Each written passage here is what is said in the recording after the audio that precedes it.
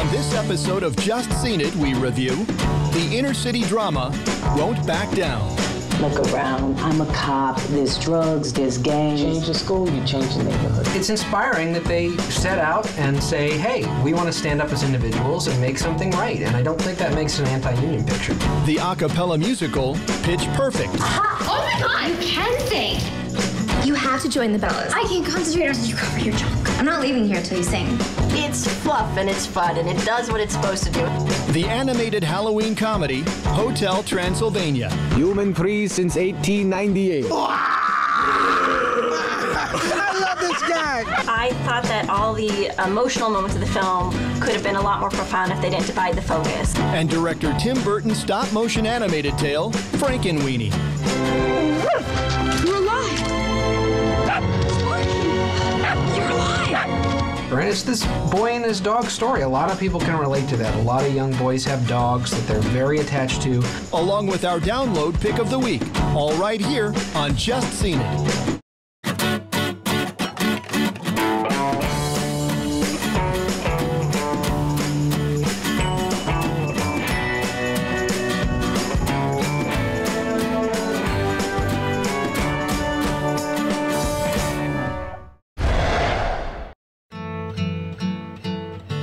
Jamie is a single mother who works 2 jobs. And I can tell you being poor sucks and my kid can't read.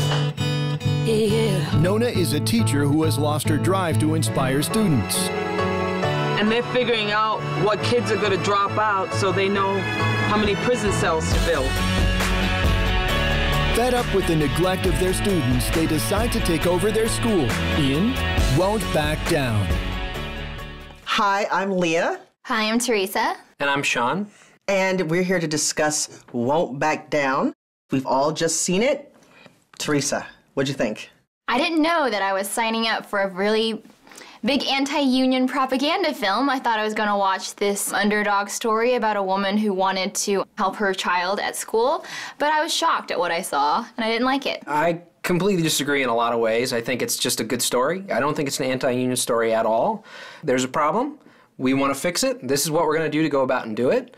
And it's inspiring that they set out and say, hey, we want to stand up as individuals and make something right. And I don't think that makes an anti-union picture. What is disingenuous about the film is it masks its right-wing politics with populism, okay? It plays so fast and loose with not only the facts and parent trigger laws that the premise is completely implausible. Here you have a low-income parent working 2 jobs who, upon discovering that her child is not being taught well enough in this school, she decides, let's start a school. You want to start a school with me? What? I can't take this anymore, and somebody told me that if you find a teacher and you stick with it long enough, you can turn a school around. Waiting for Superman worked because it is a documentary, it's real, but there's something about this movie that's just too artificial.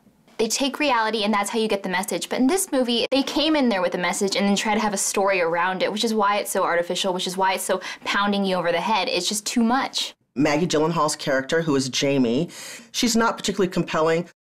The Viola Davis character, known as Nona, is just kind of rudderless. Everything feels very artificial. Everything feels very put upon. It's like the director really wants you to get behind these characters in this film, but they don't really give you a reason to do it. And so instead, they jam the soundtrack with this sappy, sentimental music that, you know, really kind of works antithetically against what you're seeing. Like Tom Petty? We get Tom Petty at the end of the movie. We get Tom Petty twice, and Tom Petty's not a sentimental music. No, we're talking about the score. Okay, we're talking about the score that goes on for the majority of the film.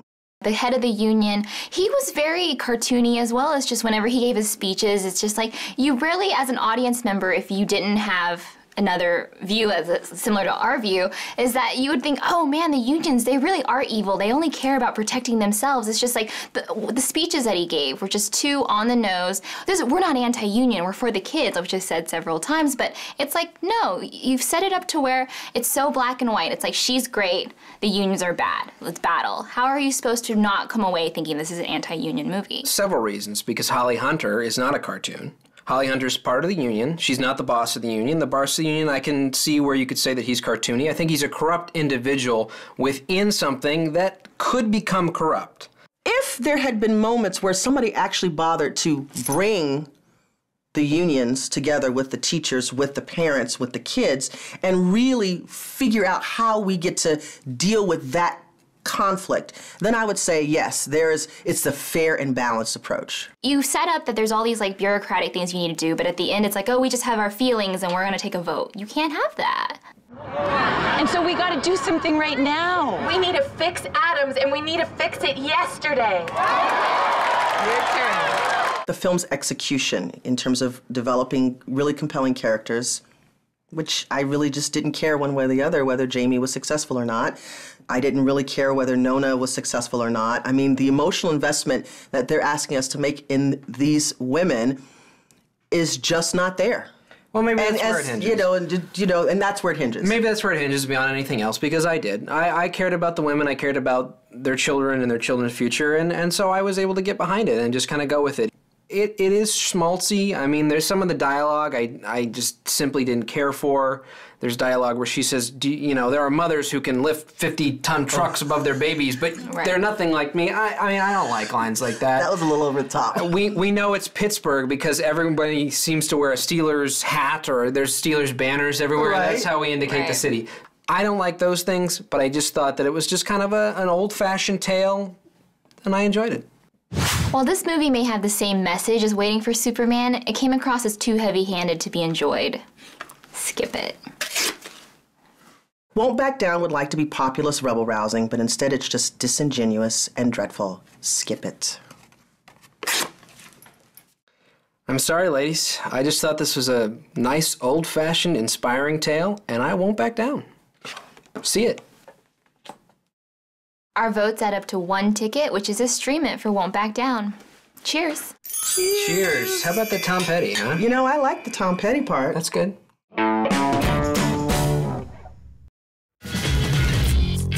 Freshman Becca is cajoled into joining a woman's a cappella group. I'm not leaving here till you sing.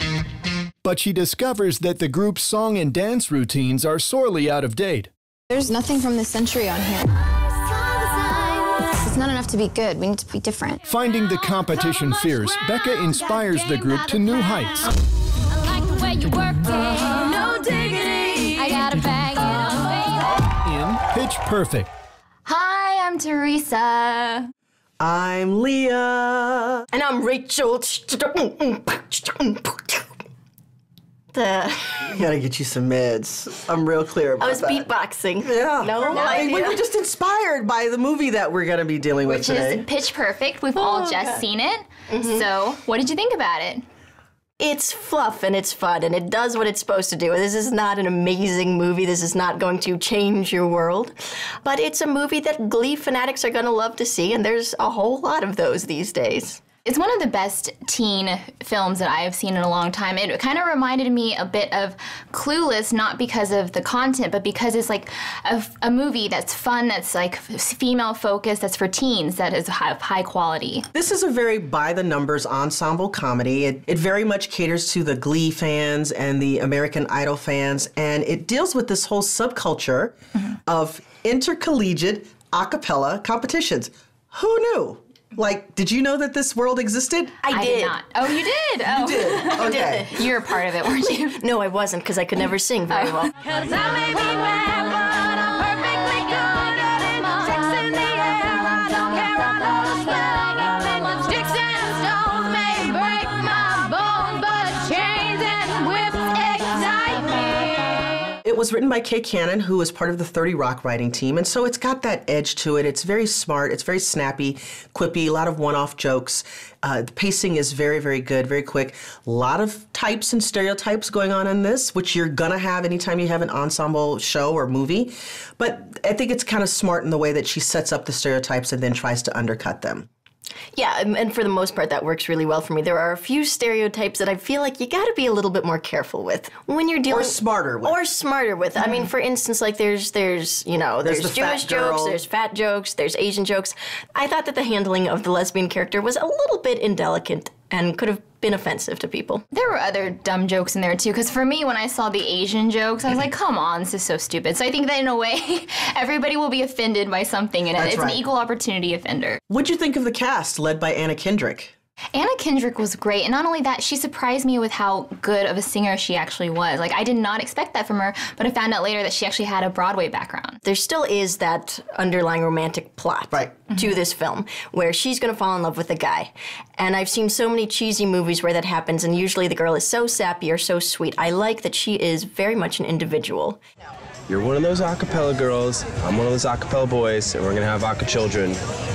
It's inevitable. You're really drunk right now. I don't think you're gonna remember any of this. I'm not drunk at all, you're just blurry. Rebel Wilson. She really stole the show. She was insane. Yeah, she was really great. We all like Rebel Wilson, and she's like, you just want my fat, sexy body, don't you? She's so good because she's got those quiet moments where she's saying something under her breath, but then she's got these explosive moments where she's like ripping her shirt off and stuff, and it's just like the whole range. She's delightful. So I have a feeling that we should kiss. And is that feeling a good feeling or an incorrect feeling? I sometimes have a feeling I can do crystal meth, but then I think, better not. Yeah.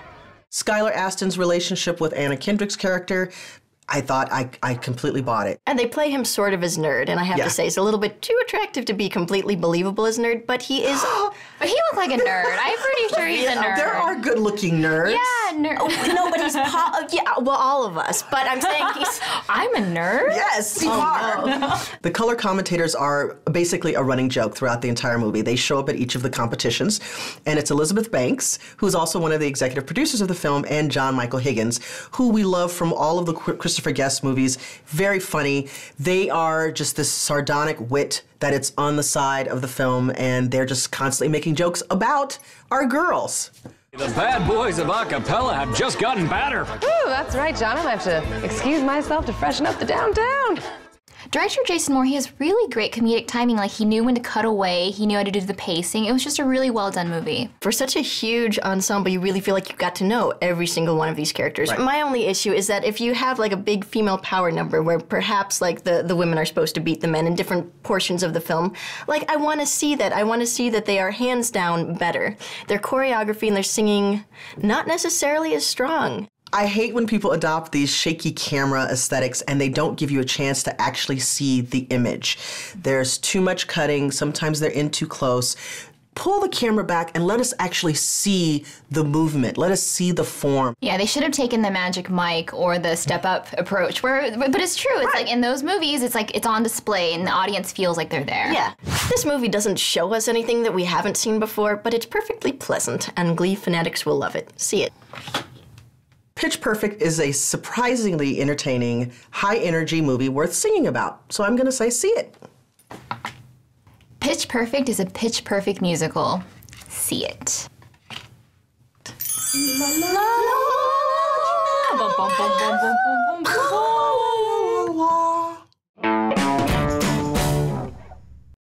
Our download pick of the week is The Avengers, which Sean, Aaron, and David gave a big see it. We also gave a see it to Damsels in Distress, which is our indie pick.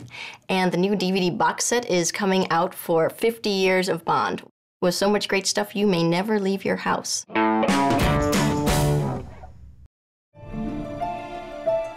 Victor and Sparky are the best of friends. Sparky's a great dog. The best dog a kid could have. When Sparky is hit by a car, Victor cannot cope with his grief. When you lose someone you love, they never really leave you. He'll always be in your heart. I don't want him in my heart. I want him here with me. Victor uses his scientific wizardry to bring Sparky back from the dead. I can't believe it! You're alive! In Frankenweenie.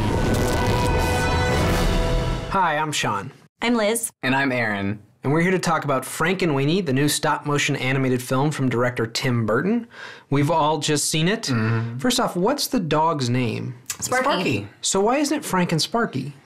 Because that would sound like Frank and Sparky? You just gotta make things complicated, don't you, Sean? Frankenweenie's a weird name. It's a valid question. So, Frankenweenie is based off of a short film that Tim Burton did in the early 80s. 1984. Yes, very early on in his career, and it was only about 30 minutes long, whereas this is an hour and a half. What I really enjoy is that the original Frankenweenie caused Tim Burton to be fired by Disney, and who made this film, this remake of Frankenweenie? Disney! I love the irony. I love it. I admire a lot of aspects of this film. I like Tim Burton, and I think that there are certain elements of Frankenweenie that people look at and say, oh, Frankenweenie's kind of like Tim Burton's going back to basics a little bit. I mean, there's certain elements that are more attuned to, I'd say, Beetlejuice or Edward Scissorhands. But I kind of felt like there wasn't enough material for a full feature. The first 40 minutes or so, or 30 minutes or so, is great because we're set up and we're finding out about young Victor and his dog and all of his friends. But yeah, I mean, there was a point in the movie about an hour of the way in where I looked at my watch, and I don't ever look at my watch in an hour and a half movie, especially a kid's movie, because they're supposed to go, they're supposed to move. And this one went, but it just didn't go fast enough. I like when things are a little bit more simple because I think you could focus on characters. I think you could focus on vocal performances and visuals. And I think people often get wrapped up in subplots and plot holes. And this film has a very simple structure. And I enjoyed that about it. I think the simplicity was beautiful. It's interesting you said back to basics. That's exactly how I put it. I think Tim Burton has lost his way the past few years. And I think this is an exercise. He's returning back to what he used to be, and he's finding his way again. And I think this is a great exercise, and if it comes with being an entertaining story, an entertaining film, then more power to it. It's missing some of the things I think it should have had. It has an emotional undercurrent to it, or at least it should have an emotional undercurrent. It's this boy and his dog story. A lot of people can relate to that. A lot of young boys have dogs that they're very attached to. If you lose your dog, that's sad. And I just felt like that should be much more emotional than it winds up being. Really well set up, and I thought I felt for the dog. I felt for the relationship between the dog.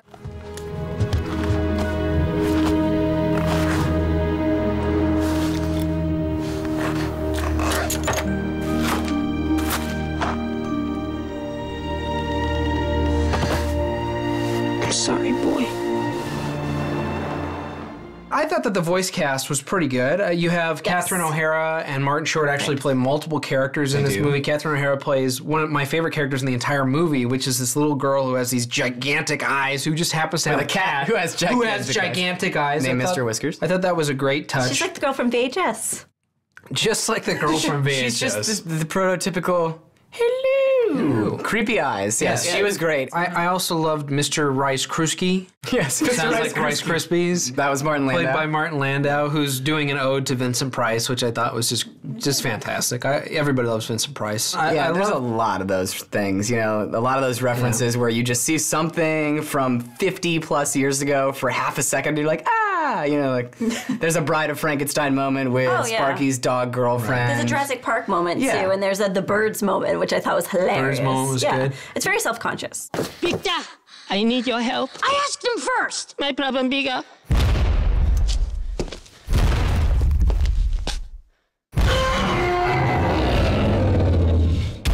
Yeah, he's right. Some of these references just felt like references for references' sake. Absolutely. I didn't think that they really integrated themselves. He's remaking his own film. The whole film by nature is postmodern. Of course there's going to be references. I mean, that doesn't bother me at all. That's fine, but they don't weave themselves into the narrative that well, I don't think. I think I'm just enthusiastic because I've been let down by Tim Burton time and time again the past 10 years. But that doesn't mean you I just want to embrace him. Give him a pass. I do. No, I think he's gotten like 1,500 free passes, but now I feel like, he's back. He's coming back. Tim Burton's going to be here again. I mean, the only thing that I really love about this movie is the aesthetic. I mean, there's one thing that the man knows how to do. It's unbelievably gorgeous. The fact that he made the choice to have it be black and white stop motion and 3D is really awesome because the 3D is kind of gimmicky for a few minutes, but it's mostly for depth. Like every time there's a close-up of someone important talking to Victor, it always comes in really slow, so by the end of it, they're outside of the screen looking down on you, and it works.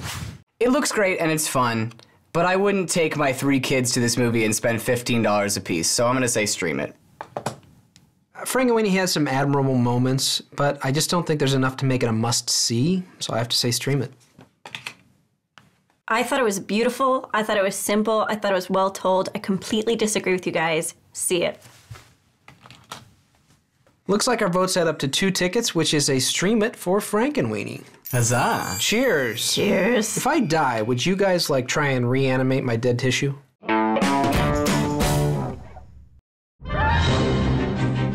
Count Dracula runs a hotel for monsters with no humans allowed. Welcome to Hotel Transylvania. Do not disturb. Do not disturb. Do not disturb. Human-free since 1898. But by accident, a human boy stumbles into their haven. Hello? A human. Look at these cool costumes. Check it out, I'm a Franken homie. As his daughter falls for the boy, the Count has more than he can handle. Hi. In Hotel Transylvania. Hi, I'm Sean. Salim. And I'm Liz. And we're here to talk about Hotel Transylvania, the new film from Sony Pictures Animation. We've all just seen it. So it's about Dracula, or Drac, as his friends like to call him, and he's created this hotel, Hotel Transylvania, for all the monsters in the world to hide from all the very evil humans. But of course, the one thing he doesn't want to happen happens. A human shows up on his doorstep. Yeah, I don't want that to happen either. Well, it was directed by Jendi Tartakovsky. It was written by Peter Bainham and Robert Smigel, and I didn't like it. I thought that all the emotional moments of the film could have been a lot more profound if they didn't divide the focus. And I think that the issue that they structurally divide the focus between our 3 main characters, the Count, his daughter Mavis, and Jonathan, the human backpacker. And so every moment that could have been more profound was lost because of that divided focus. Guess what, Liz? I didn't like it either. Wait, you didn't like something? I liked the premise. I think it's clever. In Hotel Transylvania, you don't get Hotel Transylvania. I mean, I'd like to see a hotel where all these crazy monsters are doing things. You get a couple moments in here that I thought were the best moments in the movie, where they're in the pool and they're doing resort-type stuff that the monsters do. That would be good. But instead, we get this father-daughter story, and it's just tired. Good morning, Mavy Wavy. Happy birthday, my little mouse. Thank you, Dad. I know it's my birthday. I have so much fun planned. Woohoo! I really did like the whole father-daughter dynamic because, I don't know, a whole movie about just a hotel is going to get a little tired after a while. I think you can get maybe 30 minutes of that, and then you got to have some kind of a through line so that the characters have some kind of an arc. We all know that this is monsters inside of a hotel, so they try to, go to the well as much as they can. And pull it back, and up, and push, and twist, and back, and up, and twist, and push. There are elements to this that don't make any sense. I mean, they don't like humans, and yet one of the main people in the hotel is the Invisible Man, who just so happens to be human. Who pinched me? Guilty. You're irresistible. Yes, very amusing, Invisible Man. Hello, great to see you. I feel like the script's written from someone in 1995 because all the references are Dave Matthews Band, Slipknot, and these all come from the character of Jonathan, the human backpacker. He's supposed to be this laid-back hippie who goes to music festivals all the time. Where does he get the money to go to all these music festivals? Where's any aspect of development in this script? It's very frustrating to me. When they find out that there's a human there, that's the biggest thing about the movie, but it doesn't really follow the whole way through, because when people do find that it's human, it doesn't really matter that much. I think worse than that, I just didn't think it was that funny. I didn't even think that the kids were finding it funny. We went to a screening with a lot of children, and it was pretty quiet. There's these moments they're supposed to shock and show you that Dracula has an inner turmoil, and he turns red, and his eyes pop out, and he starts screaming, right? In 3D. In 3D. And it's like these poor children. It comes out of nowhere, and it's like these poor children. I remember hearing a little kid scream in this movie. It's a little scary for a little kid. Let's talk about the voice acting a little bit. Oh, it's Adam Sandler and Friends. Mm-hmm. It's all his best friends. Another one. It's the Adam Sandler guest hour. It's uninspired casting. You know that they signed one actor on, and then they were like, "Oh, buddy, come on this movie with me. We'll make tons of money." It's so a Rob family Schneider's film. in this? Oh, he's not, though. That's crazy, though. Rob Schneider's not, but Steve Buscemi's in it. Steve Buscemi's in it. You've got Kevin James, who plays the Frankenstein monster. Andy Samberg, new addition to Andy Samberg, right, who was just in That's My Boy with Adam Sandler. So, yeah, he's bringing in all his friends. Yeah. The thing is, none of them really provide a role. They just provide their voice. They're not doing anything beyond that. They're not interesting characters. They're not That's why interesting they're not characters. playing You're roles. right. Even Sandler is really just kind of doing a Bela Lugosi impression. The fast pace visually and the fast pace structurally, I think both of these elements are collaborating together so that we don't ask questions. I was actually shocked when I saw Tartakovsky's name come up in the end credits because he's done a lot of good stuff on Cartoon Network. I mean, he did Dexter's Laboratory, which is a terrific show. He did Star Wars Clone Wars. I would have looked forward to a movie by Tartakovsky, and then I see this, and it's like, wow, he doesn't make the transition to feature films. It's true. There's no emotional resonance to this film at all. I mean, the fact that it's a family film and you want to be wrapped into some sort of moral and these values and a sweetness and a family theme, and really it's just these goofy and monster gimmicks. It definitely has every single thing that is in Adam Sandler movies. Not a lot of depth, just a lot of premise that's on the surface. So it seems like a good idea. High concept premise. High concept premise that really doesn't go anywhere and doesn't really go that far. It was in 3D and it didn't have a lot of depth. Hotel Transylvania, a fun ride, unfortunately with too many logic holes. Stream it. I didn't even like Frankenweenie that much, but it's a better movie for the kids than this one. Skip it. I agree with you about the plot holes, and also I feel like the film doesn't have enough genuine conflict to warrant a viewing. So I say, skip it. Well, our votes add up to half a ticket, which is a skip it for Hotel Transylvania. All right, cheers. When it comes to summer blockbusters, many consider the first ever to be Jaws, the 1975 film directed by Steven Spielberg. A simple plotline, a catchy score, and incredible amounts of marketing propelled this movie into the stratosphere, garnering it over $400 million in domestic box office receipts, which was unheard of at the time. Once studios realized how much money there was to be made, there was never a shortage of summer blockbusters. Every year we had something new. Star Wars, E.T., Back to the Future, Top Gun, Independence Day. I could do this forever. Typically these kinds of movies have three things in common. 1, they have to have big stars. 2, they have to have a whole lot of action. And 3, not a whole lot of plot. But just because they have these characteristics, it doesn't always mean that these films are bad.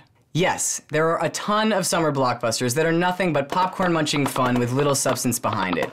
But every once in a while, there will be a summer blockbuster that is not only compelling and exciting, but does it with characters and stories, and that is a truly great film. This summer, we got to see The Avengers, The Amazing Spider-Man, The Dark Knight Rises, Battleship, The Bourne Legacy, The Expendables 2. The list goes on. The consensus about which of these films were the best was actually pretty consistent. The Amazing Spider-Man, The Avengers, and The Dark Knight Rises all did extremely well. And not just because they were blockbuster action movies with no substance. They had great story, they had great characters, and they were an enjoyable ride. And of course, we gave all three of those movies a see it. Sure, a good film will keep you occupied for 90 minutes, but a great film will keep you occupied forever. Thanks for watching, and we'll see you next week on Just Seen It.